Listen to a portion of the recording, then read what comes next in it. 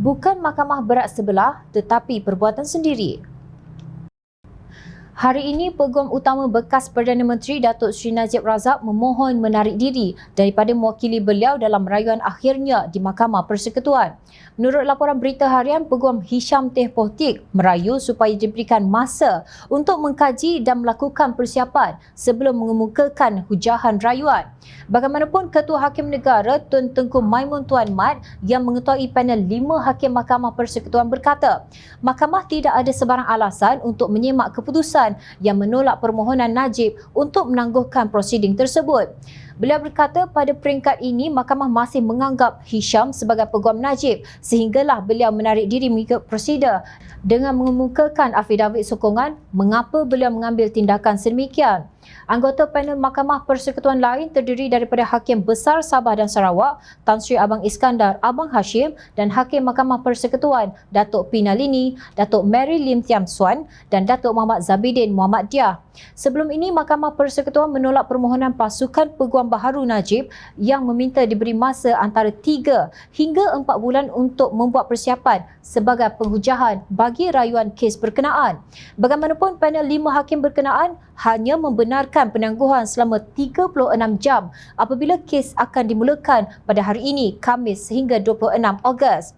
Tengku Maimun berkata pada peringkat ini Mahkamah masih menganggap Hisham sebagai peguam Najib sehinggalah beliau menarik diri mengikut prosedur iaitu dengan mengemukakan afidavit sokongan mengapa beliau mengambil tindakan sedemikian.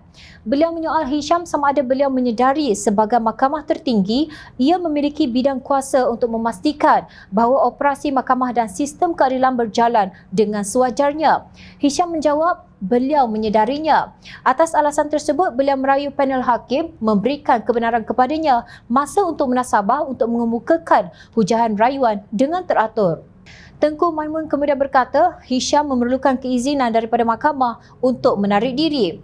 Sehingga itu selepas kamu mengemukakan permohonan dengan disertai afidavit sokongan, kamu masih peguam perayu dalam rekod. Kamu tidak boleh meninggalkan anak guam kamu dengan tidak diwakili. Kami yakin kamu boleh mengendalikan rayuan ini, katanya seperti dipetik berita harian. Namun Hisham bertegas bahawa beliau tidak bersedia jika penangguhan tidak dibenarkan. Mahkamah Persekutuan kemudian menolak permohonan peguam Hisham untuk menarik diri daripada mewakili Najib. Kami sebulat suara berpendapat bahawa keadaan fakta semasa peguam telah gagal memberikan sebab yang mencukupi.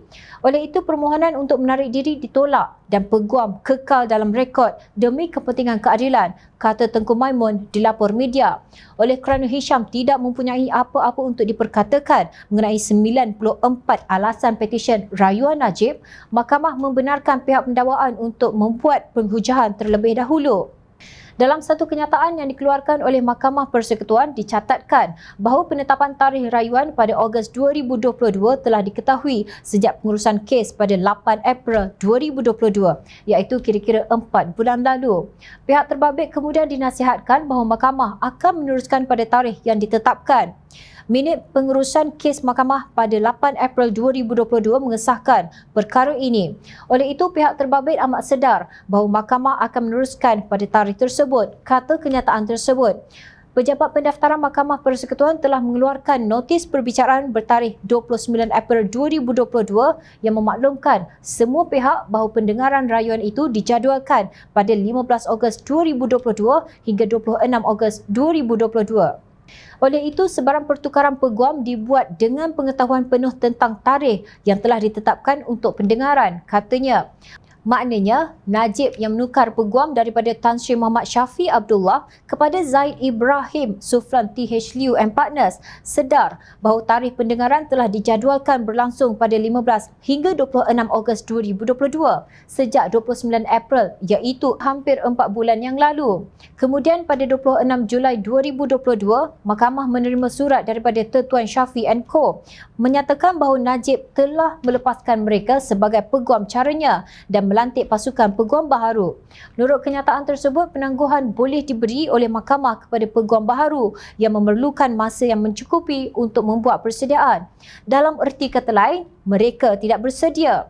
Kami mulakan dengan mengatakan bahawa kami bersetuju bahawa dalam kes yang sesuai di mana peguam tidak bersedia untuk meneruskan atas sebab-sebab yang sah, mahkamah harus berfikir untuk menangguhkan sesuatu kausa atau perkara. Kami tidak fikir ini berlaku di sini, kata kenyataan tersebut.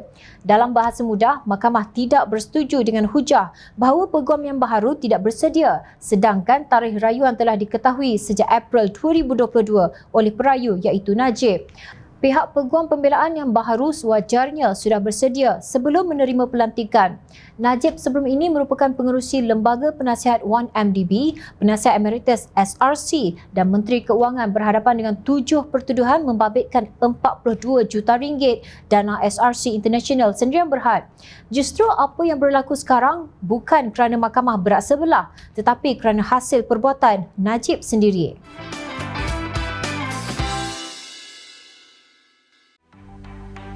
Mencari maklumat dan berita politik yang bebas, kupasan yang tepat, panas.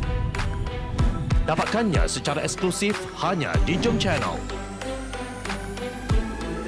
Komitmen kami, rentasan berita Isnin hingga Jumaat. Melalui cara dan isu semasa, kami garapkan secara langsung. Panel-panel berkaliber dan profesional. Interaktif, pandangan anda kami raikan. Jangan lupa bersama kami di setiap hujung minggu dalam edisi khas mingguan. Jom Channel, moving forward, sharing a new experience.